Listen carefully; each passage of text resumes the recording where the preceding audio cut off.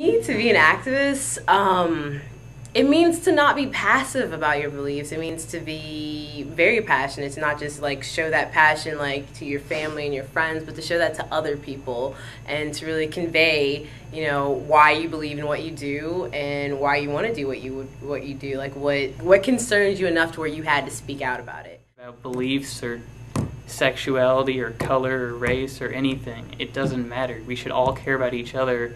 And it's not just going to be one religion that's saved in the end. It's going to be the people who actually, if there is heaven and hell, the people who actually cared about other people and worked for good, not the people who just believed some religious doctrine and then just followed it blindly without ever questioning themselves or ever wondering what they're doing and the effect of what they're doing. What is that actually happening?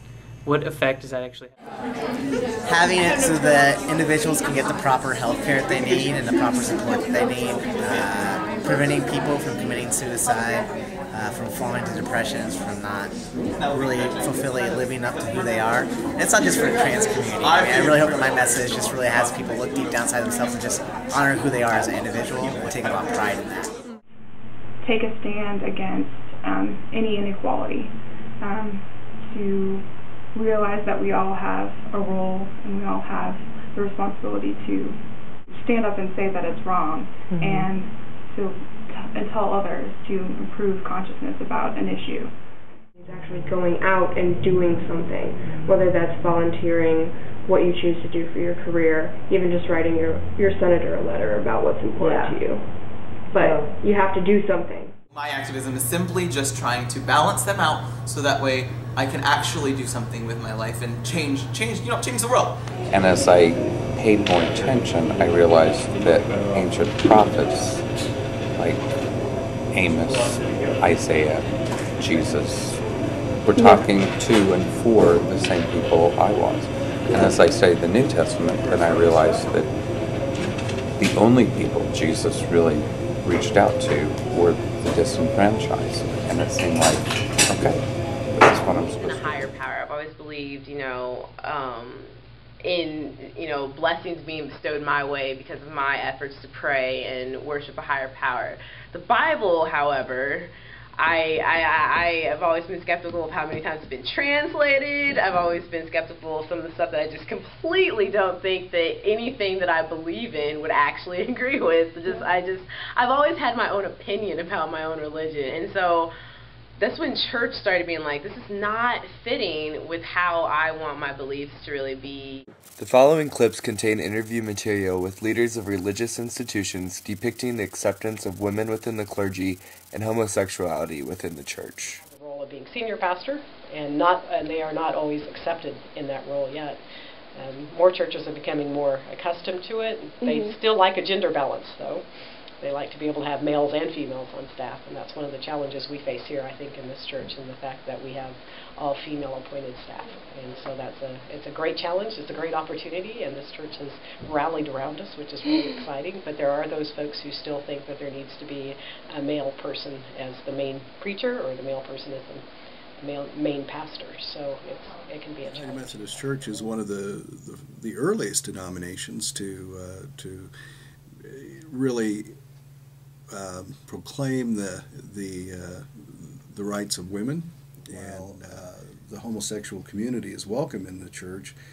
We do not allow homosexuals to be in the clergy. Here at First Congregational United Church of Christ, we are what is known in the United Church of Christ as an open and affirming congregation, which means we have made a statement of welcome and inclusion, of affirmation of people regardless of sexual orientation. How do we live so that life flourishes on the planet?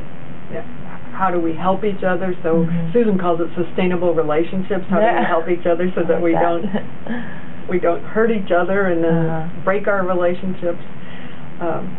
So they just seem really integrated to me, and it feels like a really hopeful, holistic approach to life and working.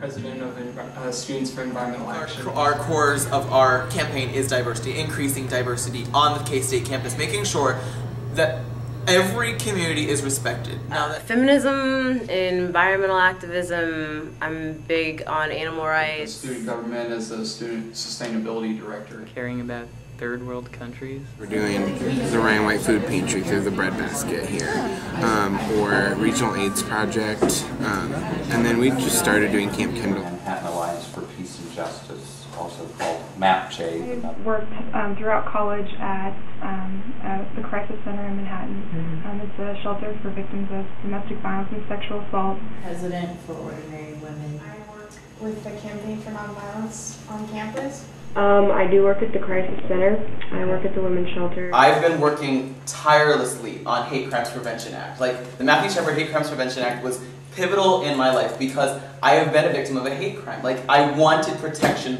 for LGBT citizens. Let's raise some money for the Matthew Shepard Foundation. Really just make K-State a better place first. It's the idea of thinking globally and acting locally. What can we do as members of K-State, as student leaders on this campus, so that people down the road that inherit us, whether it's our children or just the next generation of K-Staters, can live a little bit better and have a better education.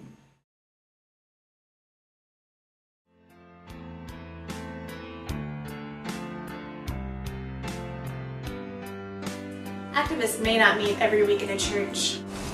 They may be different from you and me, but they all have a purpose. What is your purpose? What concerns you enough that you had to stand up? What are you doing? Why are you all still sitting here? Do something! Do something! Do something! Do something. Do something! Do something!